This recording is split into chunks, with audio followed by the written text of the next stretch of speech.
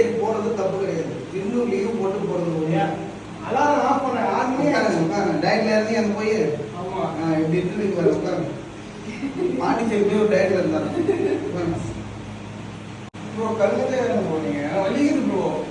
Last second நிஜமா second சத்தியமா வச்சுக்கிறீங்க. லாஸ்ட் நிஜமா அடிக்க வைக்கிறீங்க. பாண்டிச்சேரி போறீங்க என்ன ப்ரோ இது கூட போட முடியாது. போறாங்க